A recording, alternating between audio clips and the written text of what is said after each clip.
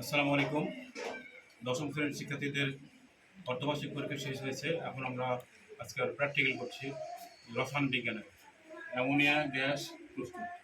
Ammonia gas প্রস্তুত করার জন্য আমরা প্রথমে অ্যামোনিয়াম ক্লোরাইড লবণ নিব আর ক্যালসিয়াম অক্সাইড চুন নিয়েছি।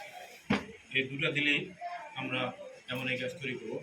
ইতিমধ্যে শিক্ষার্থীরা হাতে হাতে নিয়েছে, হাতে বেগেছে, হাতে হাতে নিয়েছে। আমি এখন এদের কাছে সবার হাতে আমি ক্যালসিয়াম অক্সাইড চুন দিয়েছি। চুন যে পরিমাণ থাকবে তার 3 ভাগের 1 ভাগ পরিমাণ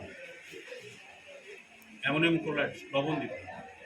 তা আমি আগে অ্যামোনিয়াম ক্লোরাইড লবণটা দিয়ে দিই।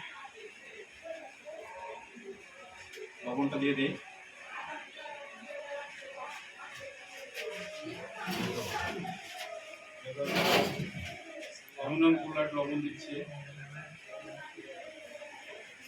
মোহাম্মদ এলতাল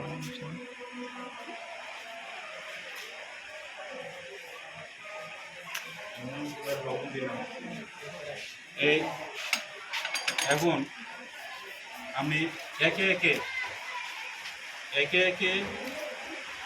শিক্ষার্থীদের আমি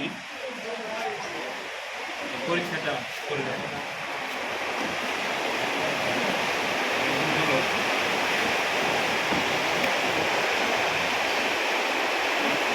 শিক্ষার্থী আরও আছে,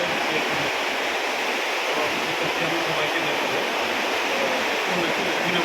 আমি একে একটা করে জিনিস হলো, প্রথমে আমরা দেখি একটু সবাই উঠিয়ে চলেছে এখানটা। এখন এটাকে একটু হাতটা চালু দিয়ে